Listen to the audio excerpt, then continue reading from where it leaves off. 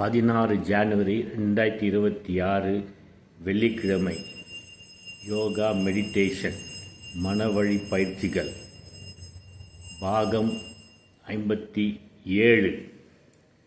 மூச்சு பயிற்சி உடல் நலத்திற்கு.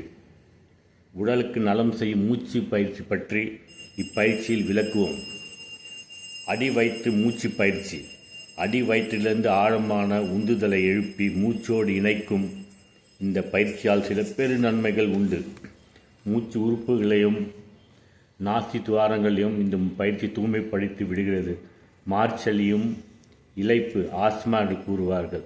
நோயாலும் துன்புவோருக்கு இந்த பயிற்சியால் நன்மை உண்டு. எலும்புருக்கி என்னும் ஷரோக தொடர்புடைய நோய். எலும்புருக்கி என்றால் டிபி நோய் என்று கூறுவார்கள். இந்த பயிற்சி ஒருவேளை உதவக்கூடும். வியர்வை உண்டாக்குவதற்கு இந்த மூச்சு பயிற்சி சிறந்த சாதனமாகும்.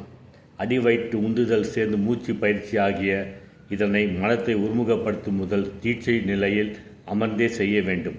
சிலர் செய்வது போல் படுத்துக்கொண்டு கிடைநிலையில் இந்த பயிற்சியை செய்வது தவறு.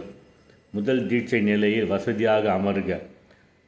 எவ்வளவு அதிகமாக வேகமாக மூச்சை இழுக்க முடியுமோ அவ்வளவு அதிகமாகவும் வேகமாகவும் மூச்சை வேகமாக இழுங்கள். மூச்சு காற்றை உள்ளே நிறுத்தி வைக்காமல் தொடர்ந்து வேகமாக வெளியே விடுங்கள். இப்படி 10 முதல் 15 தடவை செய்யுங்கள். மூச்சை இழுக்கும்போது நெடிதாக ஆழமாக இருக்கட்டும். மூச்சை பிடித்து நிறுத்த முயல வேண்டாம். வேகமாக உள்ளெழுத்து போலவே வேகமாகவே வெளியேற்றுங்கள். இடைவெளி இல்லாமல் இரண்டும் தொடர் நிகழ்ச்சியாக இருக்க வேண்டும். நன்றி.